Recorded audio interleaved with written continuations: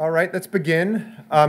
My name is Darrell Press. I'm a professor in the government department, and on behalf of the Dickey Center, it's a great pleasure to welcome our guest today, Dr. Gary Samore. Dr. Samore has been working on questions and issues related to nuclear nonproliferation for several decades.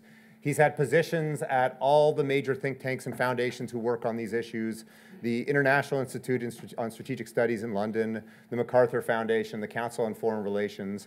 For 4 years, he worked in a very senior position in the Obama administration as the White House coordinator on issues related to arms control and weapons of mass destruction, which means he was right at the center of Obama administration decisions and work to try to prevent nuclear proliferation to Iran and to try to constrain, delay, and slow nuclear proliferation to North Korea. So he's really had, both from an analytic and academic standpoint, and also from a center of policymaking standpoint, great interaction and a great role in American thinking and American policy on arms control and nonproliferation for several decades. Currently, Dr. Samore is Executive Director of Research, I believe, at the Kennedy School of Government down at Harvard and Cambridge.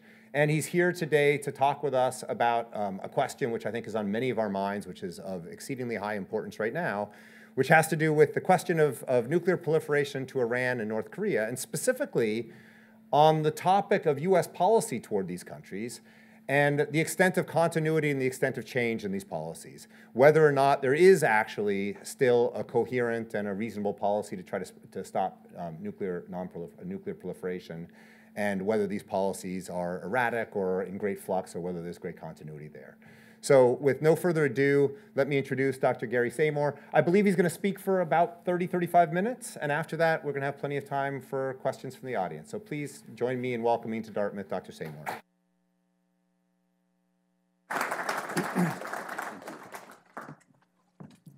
Thank you very much, Darrell. Well, it's great to get out of Cambridge and escape the snowstorm. Thanks to all of you for coming out to listen to me. So first, before I talk about the Trump administration's policies toward Iran and North Korea, I want to start with a little bit of historical background, because it's important to remember that President Trump is not the first president who's had to confront the challenge of nuclear weapons threats from North Korea and from Iran. In fact, this is a very long-term, persistent problem that really dates back to the Reagan administration, to the 1979 revolution in Iran, and to the U.S. discovery in the early 1980s that North Korea was building a small research reactor, which we suspected at the time might be used to produce plutonium for nuclear weapons. So the last 5 presidents have dealt with this problem. And it's important, I think, to understand that historical context. In broad terms, U.S. policy toward Iran, efforts to prevent Iran from acquiring nuclear weapons, has been a success so far. I'm convinced that Iran would have nuclear weapons today if it wasn't for U.S. nonproliferation policy dating back to the Reagan administration.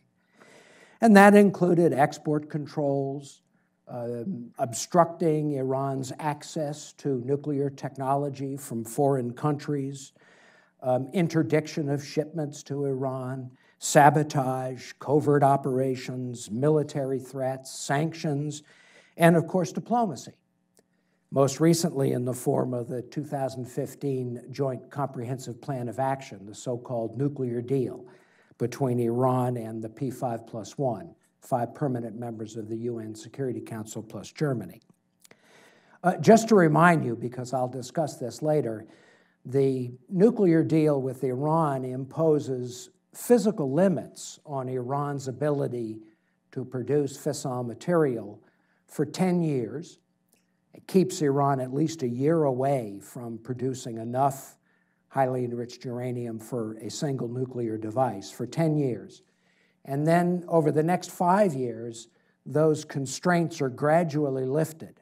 So by year 15 of the nuclear agreement, there are no physical constraints. on Iran's ability to produce fissile material under international safeguards for peaceful purposes.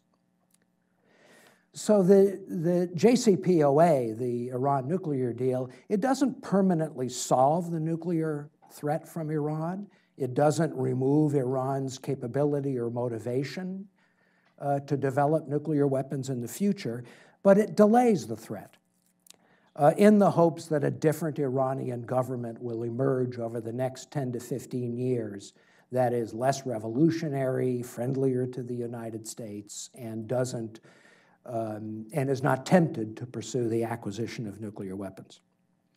In contrast to Iran, US efforts with North Korea, using pretty much the same tools, threats, sanctions, sabotage, diplomacy, have failed.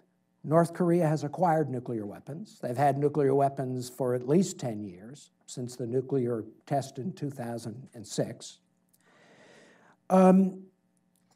And as you all know, over the last 2 years, Kim Jong-un, the North Korean leader, has accelerated North Korea's efforts to develop nuclear weapons and long-range missile capability, including, especially last year, what appears to be the test of a thermonuclear device, a hydrogen bomb in September, as well as 3 tests of long-range missiles, the most recent in November, after which Kim Jong-un declared that North Korea had achieved its objective of being a full-fledged nuclear power.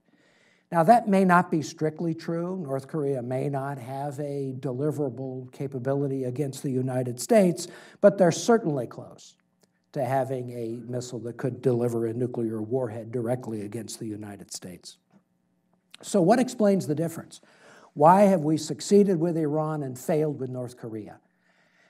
I can go into more detail if you want, but I think the main reason has to do with differences in the motivation and capabilities of North Korea and Iran on one hand, and the effectiveness of US policy tools on the other hand. North Korea has been much more determined, much better organized than Iran in its pursuit of nuclear weapons, and it had a higher level of scientific and industrial infrastructure, at least 40 years ago when it started the program. And at the same time, US policy tools, sanctions, threats, and so forth, have been much more effective with Iran than North Korea, and that's inherent in the structure of the nature of those regimes. The North Korean regime is a brutal police state, much less vulnerable to domestic political pressure compared to Iran.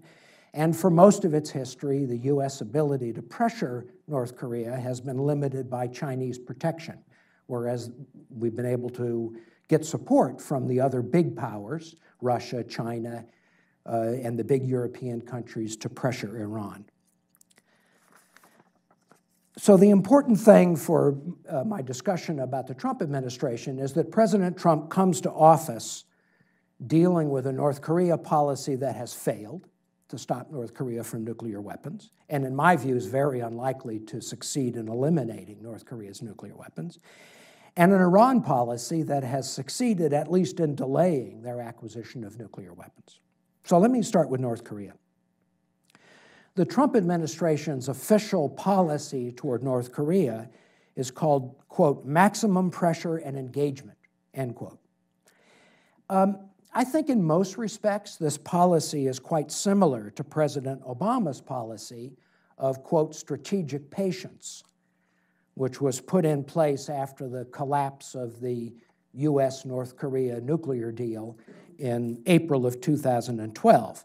And the emphasis for both Obama and Trump has been on increasing economic sanctions, building up US military capabilities in the region, and setting a very high bar for resuming any nuclear negotiations with North Korea until North Korea convincingly demonstrates that it's really serious about accepting limits on its nuclear and missile program.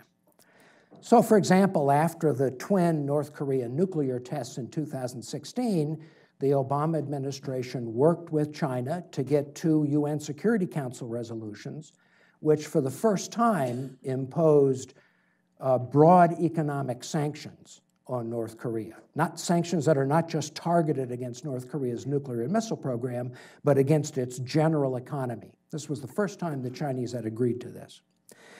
The Obama administration also stepped up military threats against North Korea. For example, we started a series of very aggressive U.S.-South Korea joint military exercises that were advertised as practicing decapitation, preemptive strikes against North Korea. And for the first time, the U.S. deployed nuclear delivery vehicles in these exercises, the B-52 and the B-2 bombers, to send a message to North Korea that we were protecting our ally and we were prepared to use nuclear weapons in that protection. We also stepped up missile defense under President Obama, including the decision to deploy the THAAD missile defense system in South Korea. Trump has taken a broadly similar approach. In response to North Korea's accelerated missile and nuclear testing in 2017, the Trump administration has worked with China to get agreement on 3 new UN Security Council resolutions, which have gone even further in terms of imposing economic sanctions on North Korea. And I think it's a pretty impressive set of sanctions, which include a ban on North Korean exports of many of the commodities, steel, coal, other raw materials, textiles, seafood products, and impose limits on North Korea's imports of both crude oil and as well as refined petroleum products. The Trump administration has also continued to conduct very aggressive joint military exercises with South Korea, with displays of force, again sending U.S. nuclear delivery vehicles to participate in joint exercises, B-52, B-2 bombers, and sending aircraft carriers to patrol the waters near the Korean Peninsula, including 3 aircraft carriers that were there when Trump was in Seoul, and increasing funding for national missile defense. The main difference between Obama's policy toward North Korea and Trump's policy in substance, I'm setting aside here President Trump's crude and vulgar tweets and public statements. The main difference in policy has been a more serious consideration of military options. And in particular, the president has asked the Pentagon to develop plans for a limited, punitive strike, what people call a so-called bloody nose attack. This would be modeled on the U.S. attack against Syrian airfields after Assad used chemical weapons. Limited attack intended to convey a political message. In the case of North Korea, for example, the attack might be against a missile launch facility, which would be designed to convince Kim Jong-un to halt efforts to develop long-range missiles by threatening additional such attacks. Now, of course, the U.S. military is technically capable of carrying out such an attack, but the risks are so great because Kim Jong-un, unlike Assad of Syria, is capable of retaliating, especially against U.S. allies, Korea and Japan, that this would be a very, very high-risk gamble. And I think there's little appetite in the U.S. military and no appetite among our allies to carry out that kind of a punitive military strike against North Korea. So I've never been convinced whether this is serious contingency planning or whether it's designed to appease President Trump, intimidate the North Koreans, and frighten the Chinese. I don't know how serious it is. I hope we don't find out. The threat has certainly been serious enough to alarm South Korean President Moon Jae-in, and I think that partially explains why he's launched what he calls the Winter Olympics Peace Initiative. So Moon Jae-in has invited Kim Jong-un to send a delegation of athletes to participate in the Winter Olympics in South Korea, and Moon Jae-in and Trump has agreed to delay the big annual U.S. ROK spring military exercise until after the Olympics end in March, if Kim Jong-un behaves himself during the Olympics, doesn't engage in any more testing or other provocations. I'm not that surprised that Kim Jong-un has accepted this offer. During 2017, Kim Jong-un, as I said, made tremendous technical progress in his nuclear weapons and missile program in terms of, for the first time, testing a thermonuclear weapon and testing long-range missiles, which, if they were ever mated, would pose a direct threat to the United States that would be very significant. But he also paid a stiff price for this progress in terms of unprecedented international economic sanctions, increased military threats from the United States. And now that Kim Jong-un has declared success, now that he's declared that North Korea has achieved its strategic objectives, it doesn't surprise me that he may be looking for a way to reduce tension and to try to relieve sanctions in exchange for a charm offensive and negotiations in which he would give up as little as possible in exchange for what he hopes will be a relaxation of economic pressure.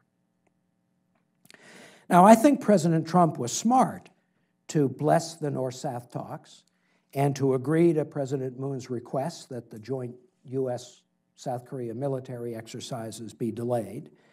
And I think Moon Jae-in was very smart to give Trump credit for this.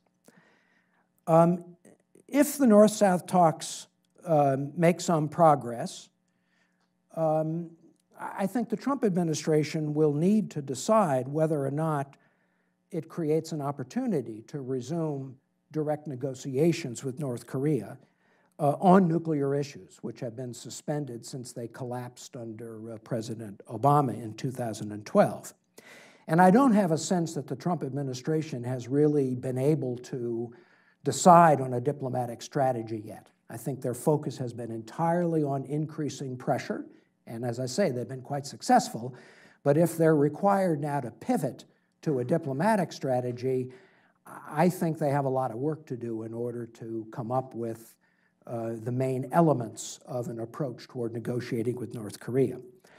For example, as a first step, the Trump administration needs to decide on what the conditions are for engaging in nuclear negotiations with North Korea. Washington has rejected the Chinese proposal of what is called a freeze for freeze, a freeze of U.S. ROK military exercises in exchange for a freeze on nuclear and missile testing. We've rejected that, but we haven't put forward our own version of a freeze for freeze that would satisfy our requirements for beginning negotiations. For example, we could propose that if North Korea agrees not to conduct any further nuclear or missile tests, we would agree not to pass any more UN Security Council resolutions against them, beyond the ones that have already been passed. And that would at least stabilize the situation and create a basis for carrying out a negotiation.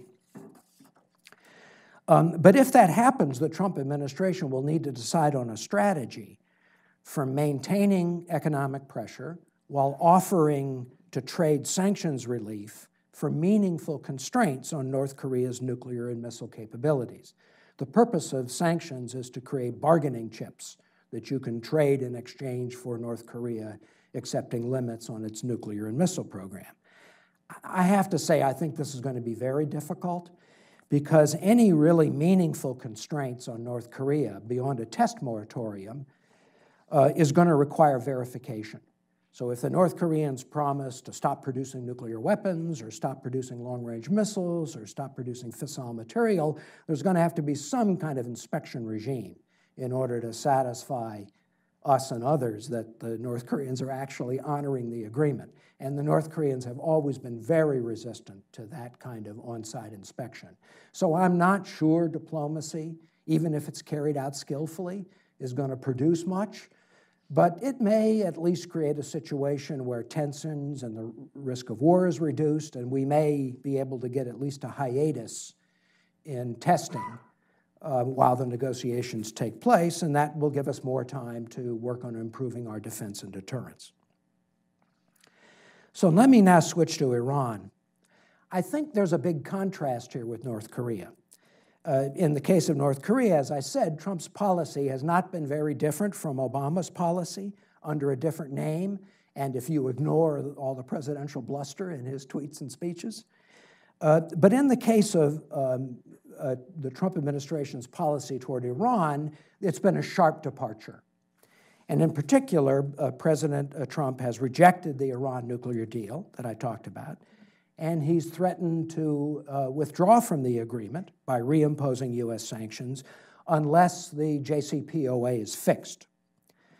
In particular, President Trump has demanded that the inspection regime under the nuclear deal be strengthened, that the so-called sunset clauses, remember I talked about how the limits, physical limits on Iran's nuclear program fade between 10 and 15 years after the agreement is in force, that is to say after 2026.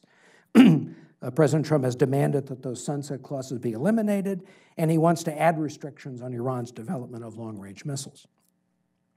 Now, of course, in principle, all of these measures would be very desirable. We would like to see additional constraints on Iran's nuclear missile program.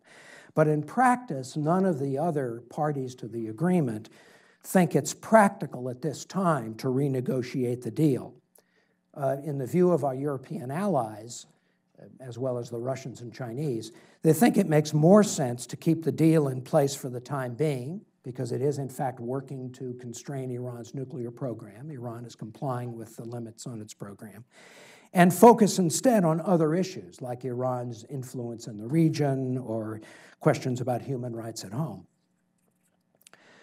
Furthermore, the Trump administration has gone about seeking to achieve renegotiation in a way that seems to invite failure. We're demanding very significant new concessions from Iran, which the Iranians already rejected in the first round of negotiations, and we don't appear to be offering anything new to them in return. So we're asking the Iranians to accept a worse deal than they accepted 2 years ago. And so as a result, Iran has rejected out of hand any attempt to renegotiate the nuclear agreement. So last October, President Trump decided not to certify that the JCPOA was in U.S. interests, and he threatened to withdraw from the agreement unless Congress and U.S. allies agreed to fix what he identified as the flaws in the nuclear agreement. I said at the time that President Trump had put himself in a very difficult position because predictably Congress was not able to agree on new legislation to satisfy the White House, and all the other parties to the agreement came out against renegotiation because the U.S. proposal seemed doomed to fail. So last Friday, when President Trump faced a deadline for issuing a new waiver of U.S. sanctions under the JCPOA, he had a very difficult choice. He either had to back down from his threat to withdraw from the agreement, or he had to actually go ahead and pull the U.S. out, which would have isolated the U.S., weakened our ability to mobilize international pressure on Iran if it decided to retaliate by resuming its nuclear activities. And everybody understands that would be a disastrous option for the U.S. So it was no surprise last Friday when President Trump announced that he was going to waive U.S. sanctions for another 120 days. Every 120 days, the president has to waive sanctions under the nuclear agreement. But instead of escaping the trap he had created for himself, he made it worse by once again calling on Congress to pass new legislation, and this time issuing an explicit ultimatum to the Europeans. I want to quote from the presidential statement of last Friday, quote, "Today I am waiving the application of certain nuclear sanctions, but only in order to secure our European allies' agreement to fix the terrible flaws in the Iran nuclear deal. This is the last chance. In the absence of such an agreement, the U.S. will not again waive sanctions in order to stay in the Iran nuclear deal." Now, that's a very explicit presidential threat. And as a general rule, it's bad practice for the president to issue an explicit threat unless it's serious, unless he is prepared to carry it out. You all remember how much grief President Obama got by setting a red line against Syrian chemical weapons use, only to decide not to use military force. There was a tremendous international uproar. Well, now President Trump has put himself in a position of issuing a very explicit threat against our allies.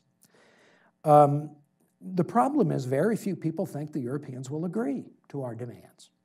And as I said, if President Trump were to carry out his threat to unilaterally renege on the agreement, it would be terribly damaging to U.S. interests and our position. So what's going to happen? My impression is that there's a lot of scrambling in Washington, inside the administration and outside in the embassies, to try to figure out a way to get around the president's ultimatum in order to save the JCPOA and yet allow Trump some face-saving way to declare victory. For example, I think the Europeans are looking at ways to demonstrate their support for U.S. efforts to counter Iran's influence in the region, Iran's support for terrorism, their suppression of political freedoms at home, as a substitute for agreeing to renegotiate the JCPOA. And in fact, in the presidential statement that I quoted earlier, the president lists a number of things he wants the Europeans to do, like declare Hezbollah a terrorist a group. So the Europeans might be looking at that list to say, well, if we do these things, maybe that might be enough to buy off President Trump's threat to renege on the JCPOA.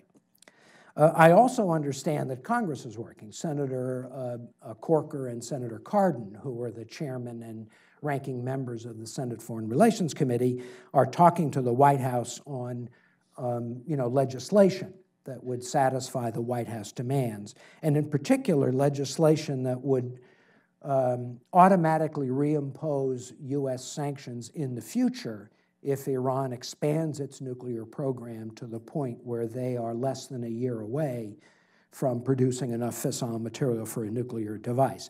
As I said earlier, under the JCPOA, that wouldn't happen until 2026, so well past President Trump's first term or even his second term. But that would allow President Trump to say, I fixed the problem by eliminating the sunset clauses. Now, Iran will certainly complain about such legislation. They'll say it's a preemptive violation of the agreement. But my guess is that they would probably stick with the agreement for the time being because they're still getting the benefit of sanctions relief, at least until 2026 or 2027, which is a long way away. So the survival of the JCPOA is still up in the air. We'll see in May whether President Trump waives the sanctions again for another 120 days, and if so, what conditions he attaches, or whether he carries out his threat to leave the agreement. So let me conclude. On North Korea, I think the Trump administration has done a good job of applying maximum pressure as part of their strategy toward North Korea, mainly by working with China and taking advantage of China's anger and frustration over Kim Jong-un's reckless testing campaign. But I don't think the administration is yet ready to manage the challenges of engagement, of actually negotiating with North Korea, if it turns out that Kim Jong-un is actually willing to pause testing and offer constraints on his nuclear and missile program in exchange for sanctions relief and security assurances. Now, the Winter Olympics may give the Trump administration some respite. There may be tranquility during the Winter Olympics, and that may give them an opportunity to actually put together a diplomatic game plan. I hope they take advantage of that opportunity. As I said earlier, I don't think diplomacy is likely to solve this problem, but limits and delays on North Korea's nuclear program will make it easier for us to manage the threat in the long term through deterrence and defense. On Iran, I think President Trump made a strategic mistake by, frankly, wasting energy trying to fix the JCPOA, which is neither necessary nor possible at this time. And I think that's actually distracted his efforts to deal with Iran's regional position, which is not an easy issue to deal with. Iran has a very strongly entrenched position in Syria and Iraq, taking advantage of our invasion of Iraq and the Syrian civil war, and that's not going to be reversed very easily. In the end, there may be enough common interest in Congress and the administration and among our allies to give Trump a political victory that salvages the JCPOA, or Trump's hostility toward the JCPOA may lead him to make a terrible foreign policy mistake. I think one of the biggest challenges in trying to understand the Trump administration foreign policy, and this is beyond Iran and North Korea, is trying to figure out when he says something, when is it serious, and when he says something, when is it just bluster?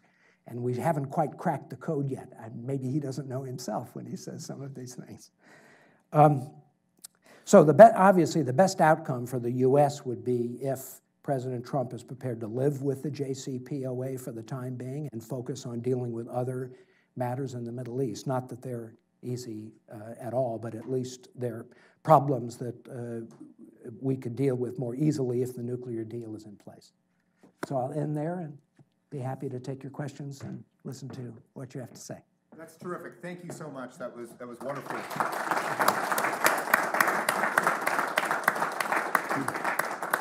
I think you put a great number of topics on the table. There's lots of things people can ask questions about.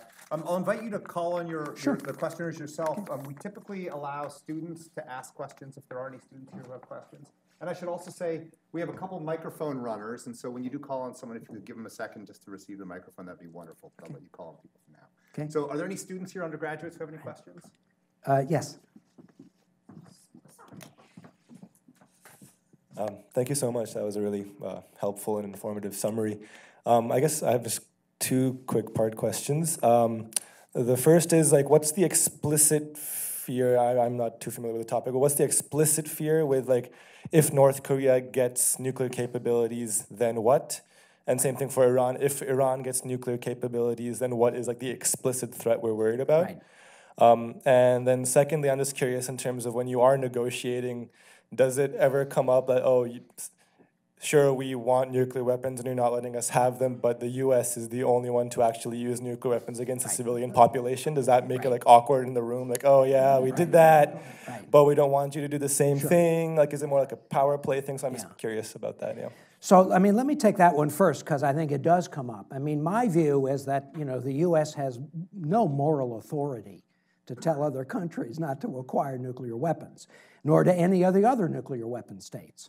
I mean, there is, of course, a legal regime which we try to rely on. Iran has signed the Nonproliferation Treaty, and therefore it's not supposed to try to develop nuclear weapons, which they clearly have done in the past. But, of course, the NPT allows you to withdraw from the treaty, which North Korea has done. We challenge that, but the North Koreans say we're no longer in the treaty, so therefore we have no legal obligation. I think at the end of the day, it comes down to power politics. I mean, the U.S. does not want countries that we have a hostile relationship with and which we could conceivably find ourselves in a war with, either directly or through our allies, armed with nuclear weapons because of their destructive capability. So in the case of North Korea, we've been in a state of war with North Korea since the end of the Korean War in 1953. There's no peace treaty.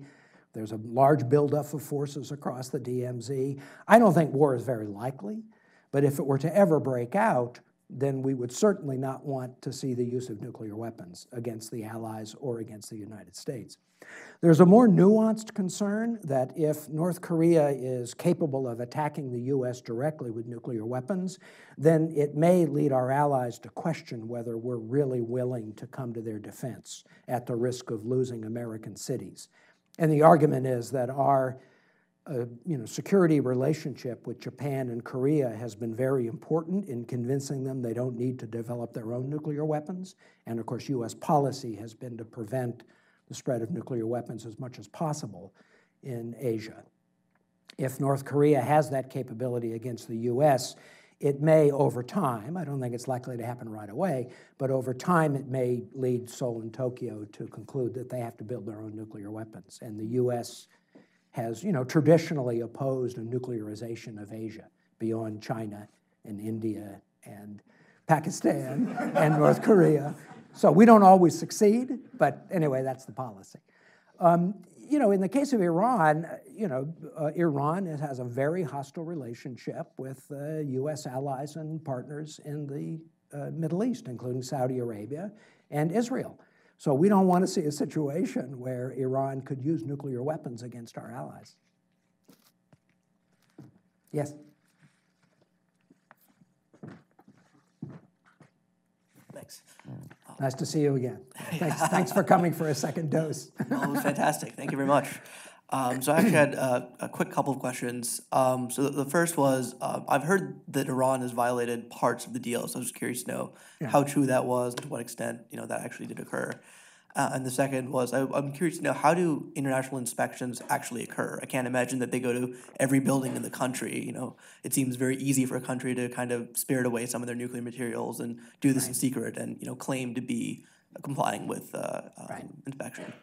So those are both very good questions. Early on in the agreement, and this was under the Obama administration, the Iranians did exceed the limits that are allowed under the JCPOA on the amount of low-enriched uranium they're able to have and the amount of heavy water they're able to have. And the amount they exceeded was a very small amount, quite insignificant. And I think it was intended mainly as a warning that the Iranians were unhappy about the degree of sanctions relief they were getting, and this was their way of sending a message to us that unless we delivered more sanctions relief, they might, they might withdraw from the limits under the agreement. We complained, and others complained, and the Iranians corrected those violations. Yes, there were some insignificant violations early on. Since Trump has taken office, the Iranians have been scrupulously observing the agreement because they're afraid to give President Trump any pretext to, withdraw from the agreement. The second question you asked, inspections. Well, you're right. I mean, the most important question to ask is how can inspectors actually go to clandestine, to undeclared facilities?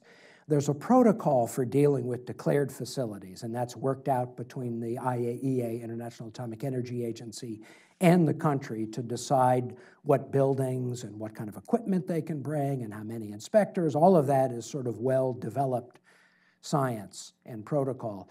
The undeclared facilities is the big challenge, and that's mainly happened when countries have informed the IAEA that there's strong evidence of undeclared or secret nuclear activities taking place, and then the IAEA goes to that country and requests access to that site. Now, the country may say no, that's what happened with North Korea, or the country may say yes, that's what happened with Iran. So under the terms of the JCPOA, there's a provision for the IAEA to conduct challenge inspections, a system for the IAEA to seek access to undeclared sites. Of course, at the end of the day, the Iranians can say no. The IAEA don't have guns. They can't shoot their way in. But if Iran refused, the other parties to the agreement can then cancel the agreement, and there's a provision to snap back international sanctions.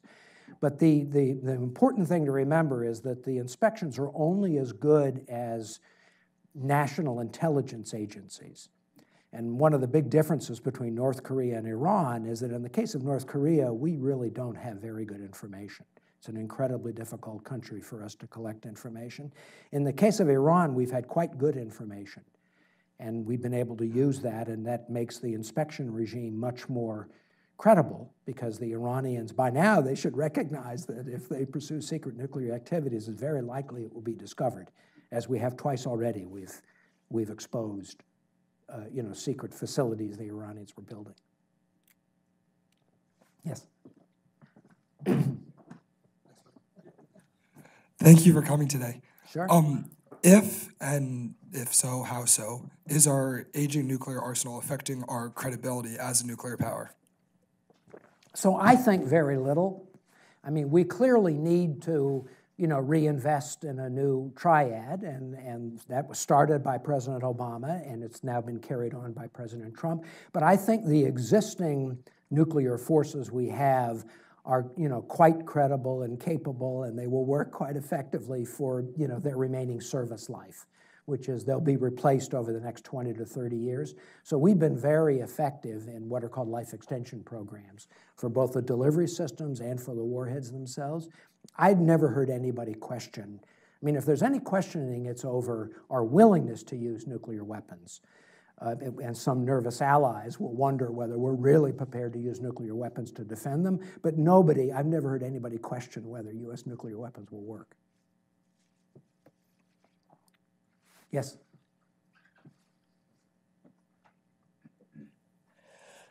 Does this White House see North Korea as a rational actor, or are they worried that hysteria or centralization of power in the government could lead to kind of an irrational act of nuclear aggression? Right. So it's a really good question. I mean, I hate to say what the White House thinks, but because I just don't know. But I mean, certainly the National Security Advisor, McMaster, has made the argument that we can't rely on deterrence in the case of North Korea, that given the nature of the regime and uncertainty about Kim Jong-un's character and decision-making process, deterrence may break down. I think it's hard to sustain that argument. As I said, North Korea's had nuclear weapons for 10 years. They haven't used them, so deterrence has worked so far. And there hasn't been war on the Korean Peninsula for 70 years, so deterrence has worked quite effectively. But I can understand why people are uncomfortable. I don't like North Korea having nuclear weapons, right? Even if Kim Jong-un is perfectly rational, you could have a series of misperceptions or mistakes that could lead to a war and nuclear use. So I think it's a very undesirable situation. But I think that relying on deterrence is more likely to be successful than going to war against North Korea to try to disarm North Korea, which I guarantee will result in nuclear use. Yes. Hi there. I was wondering if you thought that whether it's inevitable that Iran develops nuclear capabilities, if so, why, and if not, if no, why, and if so, what policies the U.S. Should pursue to prevent the sort of failure we've had with North Korea? Right. So it's a really good question. I mean, as I've said, the U.S. has been trying to block the nuclear weapons acquisition by Iran for many decades, right? And we've been successful. Now, will we continue to be successful? And nobody can predict the future. All I can say is that we won't know unless we try. I mean, the U.S. has in many cases succeeded in discouraging countries from acquiring nuclear weapons. There's a long history of countries that at one time or another either had programs or thought about pursuing nuclear weapons and then decided not to proceed, including Germany, Japan, Korea, Taiwan, Argentina, Brazil, South Africa. So there's a long list of successes. There's also a list of failures, right? India, Pakistan, Israel, North Korea. So, I just don't know the answer to that question. I think that there's a very deep-seated motivation on the part of Iran to have at least an option to acquire nuclear weapons, because they see themselves, first of all, as a great power. I mean, we may not see Iran as a great power, but they see themselves as a great power, a great civilization. They see themselves as living in a world where they're surrounded by big powers that have nuclear weapons. India, China, the US is there, Russia, Israel has nuclear weapons, Pakistan has nuclear weapons. So there is, I think, a tendency on the part of Iran to at least want to have that option available. But I don't think it's a foregone conclusion that they will necessarily build nuclear weapons. And I could imagine a regime in Iran that would decide the costs and the dangers of building nuclear weapons outweighs the benefits. And I mean, if we give up now and say that it's hopeless, then I guarantee they'll have nuclear weapons. Yes. Yes, in the red shirt. Yeah. Hi. I think this question is especially relevant now that we've seen a spike in Iranian protests recently and the crisis in Yemen. I was wondering how you suppose we respond to Iran's actions, if not negotiating for a sterner JCPOA, specifically Iranian-backed missiles for the Houthi rebels in Yemen, because our ally is Saudi Arabia. Yes. I was just wondering how we could do that. So I'm really glad you asked, because I think, as I said, the Trump administration should be focusing on our objections to Iran's position in Yemen and Syria and Iraq, rather than refighting the battles of the JCPOA. But I am the first to say that Iran has really taken advantage of developments in the Middle East in order to expand its influence. And we're not going to be able to reverse Iran's influence in Baghdad and Damascus and Beirut or even Sana'a very quickly. It's going to require a lot of hard work. On the specific issue of weapons transfers to the Houthi, I mean, that's a violation of UN Security Council resolutions. Now, we can't, of course, get the Russians to join us in doing anything about it at the UN, but I think if we took, I don't quite understand why we're not more aggressive in terms of interdicting arms shipments between Iran and Yemen. Now, maybe it's just a question of intelligence. Maybe we don't have enough information to be effective in interdiction, but I would be pretty comfortable with us, stopping ships, dealing. I don't think there's any aircraft. I think it's probably mostly ship traffic. And of course, our Navy is active, and the coalition Navy is active in the Arabian Sea, but I wonder why there hasn't been more interdiction of weapon shipments from Iran to Yemen. I mean, using military force to interdict shipments. So that's one way to, now that's not going to solve the Yemen problem. The Yemen problem is much more problematic because there's a military stalemate and there's no willingness for a political settlement between the Saudis and the Emiratis on one hand and the Houthis on the other hand. So, unfortunately, there's not much international concern about the human tragedy in Yemen, I'm sorry to say. So I think the war is going to go on. I don't think there's going to be a political settlement, but we should be able to do something about weapon shipments.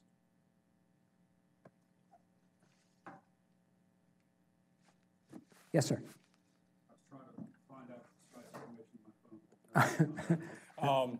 I think around 1971, the North Koreans shot down a U.S. Navy reconnaissance plane. Yes. They killed like 20, 30, 40 That's correct. Service people on the plane. Yep. Nixon was infuriated, I think even considered nuking North Korea. Right. So let's say this happens today. North Koreans intentionally or not intentionally shoot down, let's say it's a reconnaissance plane, 20 U.S. service people on board. You're there in the White House. I guess you were there with President Obama. Yeah. What would you advise President Trump to do? How should we respond? Yeah, so it's a great question, and I think it's important to remember that North Korea has carried out outrageous provocations against the U.S. and South Korea, mostly before North Korea had nuclear weapons. I mean, think about this. In 1965, the North Koreans sent a team of commandos to occupy the South Korean Blue House, their version of the White House, to assassinate President Park. Now, they managed to kill his wife. They didn't kill him. What was the reaction from the U.S. and the ROK? Nothing. And the same is true for the Pueblo. Remember when the North Koreans grabbed the Pueblo and held our crews hostage? They shot down the plane, as you say. They destroyed civilian aircraft. They tried to bomb a good part of the South Korean cabinet. And the reason why we've always decided not to retaliate is because Seoul is so vulnerable to a North Korean attack because of the artillery that's positioned along the DMZ. So whenever we've consulted with our South Korean allies, they have decided not to use military force for fear that it would escalate and lead to a broader conflict. So I think that continues to be a very significant constraint on our ability to take military action against North Korea.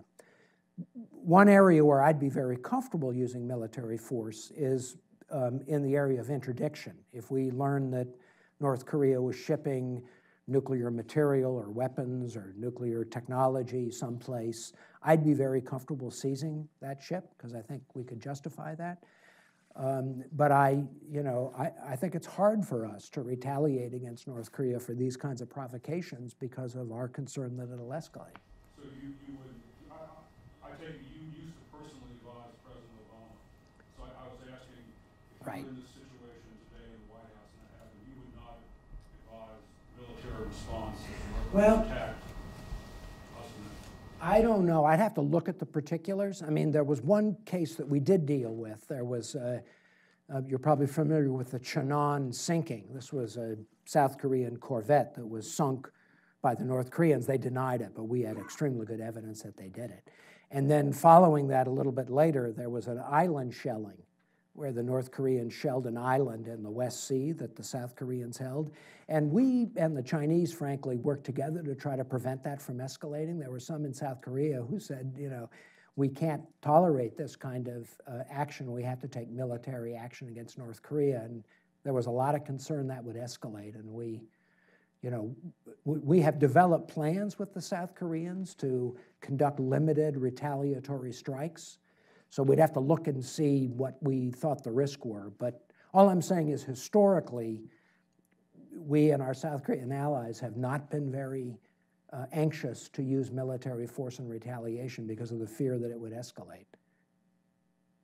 That's been North Korea. I mean, frankly, North Korea's ability to deter us has not been nuclear weapons. It's been their ability to damage Seoul with artillery and rockets.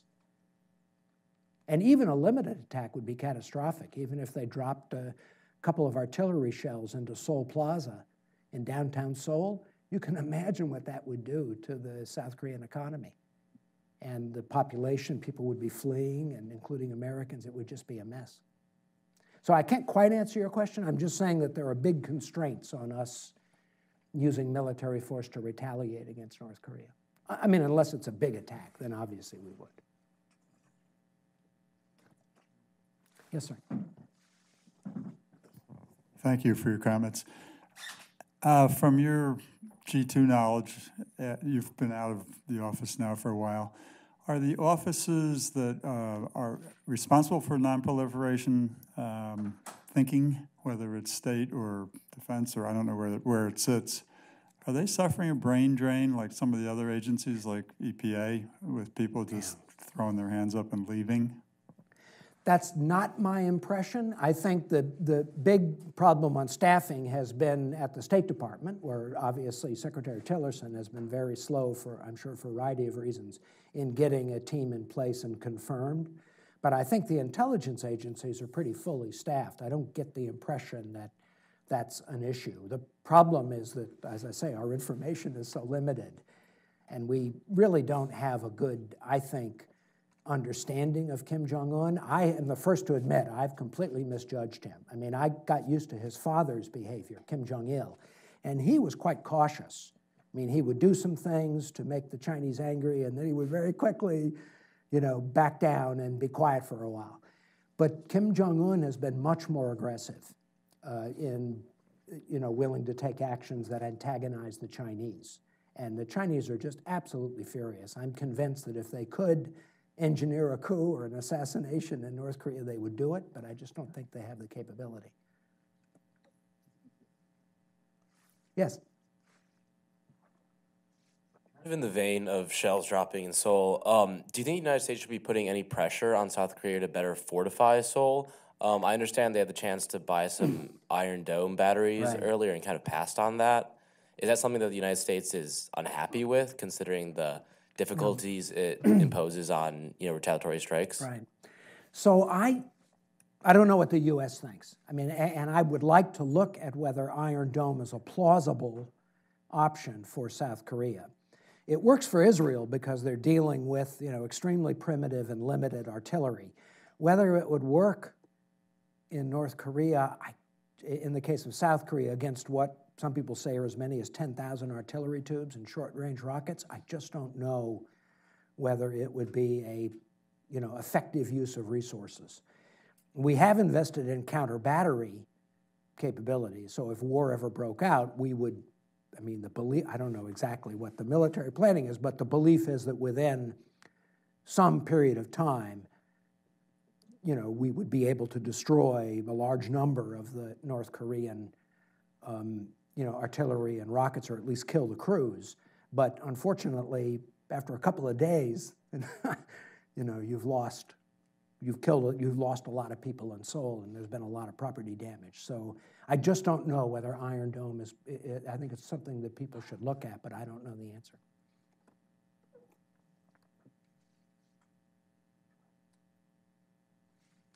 So you spoke a little bit about Trump and his tweets and kind of behavior and how we're never really certain what he's going to do. How do you think that affects American credibility globally, and in terms of looking at the security dilemma we face and how a lot of countries are kind of on edge right now? How do you think that affects the negotiations we try to participate in, and how do you think that might affect North Korea's willingness to negotiate with us?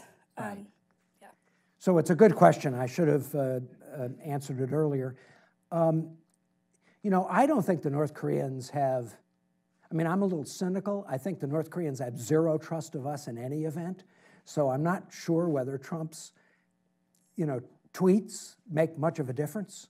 And I actually have some conflicting, I mean, I don't know what Kim Jong-un thinks, right, because I haven't talked to him. On one hand, I think he's probably pretty thin-skinned.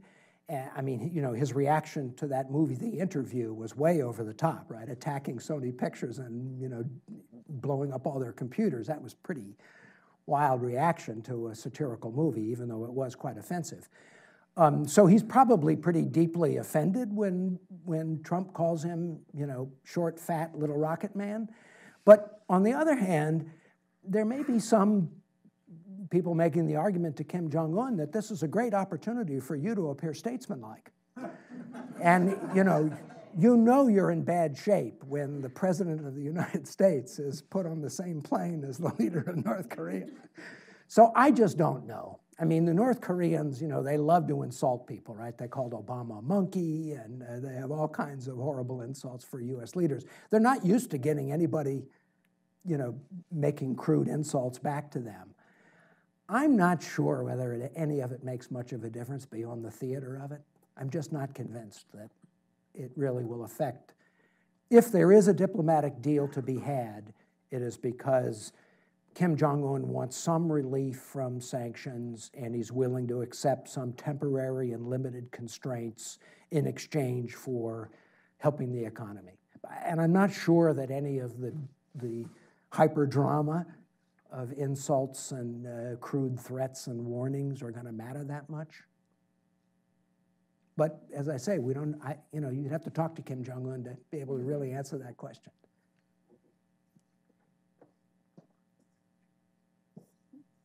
This was terrific. Yeah. Let me finish this with one last question of a different sort.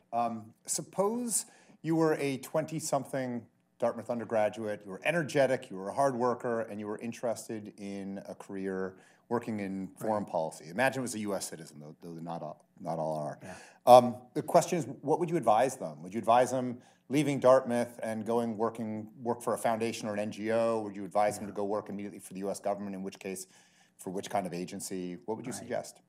So it's a great question, and I hope some of you will choose to serve your country. And there are obviously so many ways to do it. I mean, in the armed forces, in the diplomatic service, in the intelligence service, as a civil servant. I mean, these are all, you know, I think very satisfying. I've certainly, for myself, it's been the, you know, most satisfying part of my career. I don't think there's one size that fits all. I think you have to follow your passion and your interest. Whatever is really appealing to you is the area that you should pursue. Some people get into government through sort of working their way up through the ranks. That means being persistent and starting out at a low level and you know, gradually gaining experience and moving up. Some people do it through politics, which is hit or miss. I mean, if you become a staffer to the right senator or governor who then goes on to hold a national position, that's a less certain way to advance, but it's also a faster way if you're lucky enough to make the right choice. Some people do it through academia. I mean, I think if you have an academic interest and you want to work, you know, either as a professor or doing policy work in a foundation, establish your name that way. There are opportunities for people to come into government at a mid-career area, and that can be very satisfying. So I sort of hesitate to give general advice because I think it really depends on your own personal interests and passions. But I do hope that you know, you won't be too discouraged by the current state of affairs in political discourse in this country. And even though we're in a period where, you know, civility is not doing very well, and we still, I think, need, you know, good young people to work in the government in order to correct the problems we're facing right now. On that wonderful note, let me ask you to join me in thanking our guests.